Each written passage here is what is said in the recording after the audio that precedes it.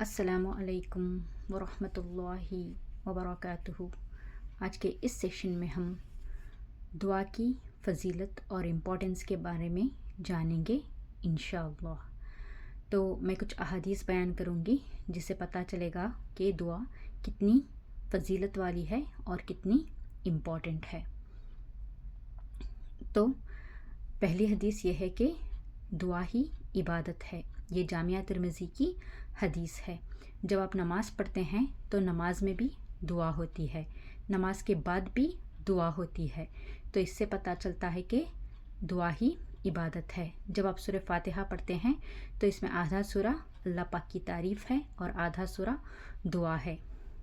تو دعا ہی حدیث جو ہے دعا ہی عبادت ہے، وہ الحمدللہ صحیح ہے۔ دوسری حدیث یہ ہے کہ دعا مومن کا ہتھیار ہے۔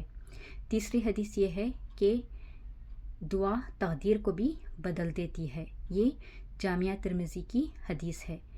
کتنی اچھی بات ہے کہ دعا تقدیر کو بھی بدل دیتی ہے۔ چوتھی حدیث یہ بھی جو ہے ترمذی کی حدیث ہے۔ آپ صلی اللہ علیہ وسلم نے فرمایا، اللہ پاک کے نزدیک دعا سے بڑھ کر کوئی عظمت والی چیز نہیں ہے۔ تو اس سے پتہ چلتا ہے کہ اللہ پاک کو دعا بہت پسند ہے، وہ بندے بہت پسند ہیں جو اللہ پاک کے پاس دعا کرتے ہیں، اور اللہ پاک نے دعا کو عظمت کا مقام دے دیا ہے۔ تو دعا بہت ہی امپورٹنٹ ہے۔ اور اسی طرح ابن ماجہ کی حدیث ہے کہ اللہ پاک بہت حیادار ہے، سخی ہے۔ آپ صلی اللہ علیہ وسلم فرماتے ہیں، اللہ پاک بہت ہی حیادار ہے، سخی ہے۔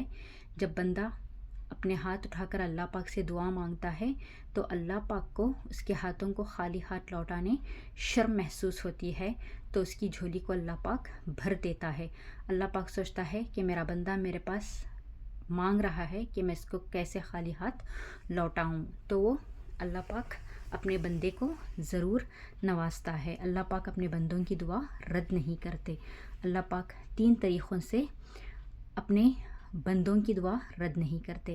پہلا طریقہ یہ ہے کہ بندے نے جو مانگا ہے اللہ پاک اس کو دے دیں گے۔ دوسرا یہ ہے کہ اگر اللہ پاک وہ چیز نہیں دے رہے ہیں تو اس کے بدلے کوئی اس کی مصیبت ٹال دیں گے۔ اور تیسرا یہ ہے کہ اگر یہ 2 آپشنز بھی نہیں ہوئے تو تیسرا ہے کہ اللہ پاک دعا کو آخرت میں اس کے لیے ذریعہ بنا دیں گے۔ اور ایک حدیث یہ ہے کہ یہ بھی ترمذی کی حدیث ہے، دعا نازل شدہ اور غیر نازل شدہ بلاؤں اور آفات کا حل ہے۔ جو آفات اور مصیبت انسان کے اوپر آ گئے ہیں اور جو آفات اور مصیبت آنے والے ہیں، جیسے کہ انسان کو پتہ چلا کہ کوئی زلزلہ آنے والا ہے، کوئی طوفان آنے والا ہے، اگر انسان دعا کرے تو اللہ پاک اس کو روک لیں گے۔ تو دعا جو ہے جو نازل شدہ اور غیر نازل شدہ آفات اور بلاؤں کا حل ہے۔ یہ بھی جامعہ ترمذی کی حدیث ہے۔ اور جامعہ ترمذی کی حدیث یہ بھی ہے کہ آپ صلی اللہ علیہ وسلم فرماتے ہیں کہ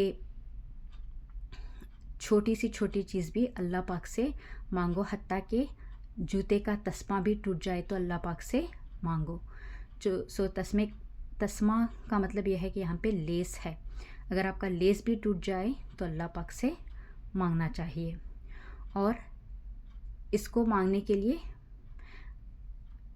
محنت بھی کرنا چاہیے اور محنت کر کے دعا بھی مانگنا چاہیے۔ اور اگر آپ کے پاس نمک نہیں ہے تو بھی اللہ پاک سے مانگیں۔ اگر آپ کی گاڑی پنکچر ہو گئی ہے تو وہ بھی اللہ پاک سے آپ دعا کریں، مانگیں۔ اور صرف دعا ہی نہیں، اس کو حاصل کرنے کے لیے محنت بھی کریں اور دعا بھی کریں۔ اللہ پاک ہم سب کو دعا کی فضیلت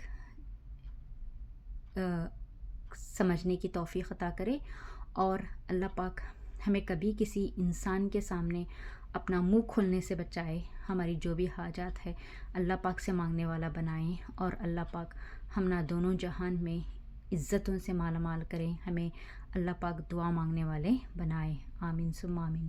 اللہ حافظ۔